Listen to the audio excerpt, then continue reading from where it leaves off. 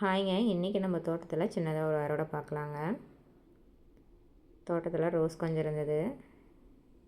இது 7 டேஸ் ரோஸுங்க. இதில் வந்து 4-5 பூ இருந்தது.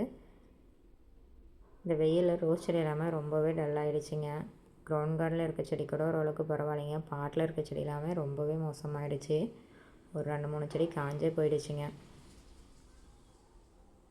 இது வந்து ஒயிட் நாட் ரோஸுங்க. நாட் ரோஸ்லாம் ஓரளவுக்கு பரவாயில்லைங்க. அந்த வெயிலையும் சமாளித்து வந்துடுது. ஹைப்ரிட் ரோஸ் தாங்க ரொம்பவே வந்து டல்லாகிடுதுங்க. இது வந்து ஒயிட் அவலாஞ்சி. இதில் ஒரு பூ இருந்ததுங்க. மிளகா செம்பருத்தியில் ஒரு 2 பூ இருந்ததுங்க.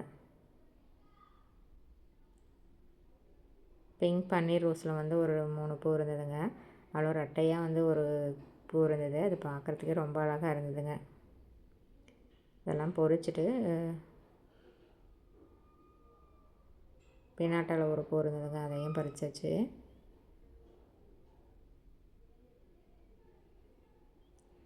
தோட்டத்தில் வந்து எல்லா விதமான காய் செடியும் இருக்குதுங்க. கத்திரிக்காய், வெண்டைக்காய், அவரைக்காய், கொத்தவரங்கான்னு. ஆனால் எதுவுமே காய்க்கலைங்க. இந்த பீர்க்கங்காய் தாங்க இப்போ நம்மளுக்கு காய் கொடுத்துட்ருக்குது. ஒரு 2 செடி இருக்குதுங்க. இப்போ இதில் ஒரு 3 காய் பறிக்கிற மாதிரி இருக்குது. அது போக ஒரு 4-5 பிஞ்சு இருக்குதுங்க.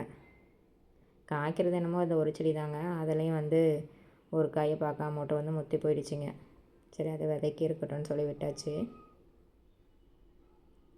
இது நம்ம தோட்டத்தில் இருக்கிற ரஸ்தாளி வாழைத்தாருங்க. இது மரத்துலேயே பழம் பழுத்துருச்சு. போன டைமே இதே மாதிரி ஒரு ரஸ்தாளி வாழைத்தார் வெட்டினோங்க. ஆனால் அதில் பழம் வந்து சரியில்லைங்க. உள்ளே வந்து புள்ளியாக இருந்தது. காய் வந்து பழுக்கவே இல்லைங்க. மரக்காய் மாதிரி இருந்தது. இதுவும் அதே மாதிரி இருக்குமோன்னு சாப்பிட்டு பார்த்தோம். நல்ல வேலைங்க, நல்லா தான் இருந்தது. இது பார்த்திங்கன்னா நம்ம முட்டு கொடுத்த வாழை மரம். அந்த காய் வந்து தெரிலைங்க. பாதி தான் திரண்டிருக்குது. அதுக்குள்ளே அடித்து காற்றுல உடைஞ்சி போச்சுங்க. அதனால் அதையும் வெட்டியாச்சுங்க. பாருங்கள் எவ்வளோ பெரிய தார் போட்டிருக்குதுன்னு.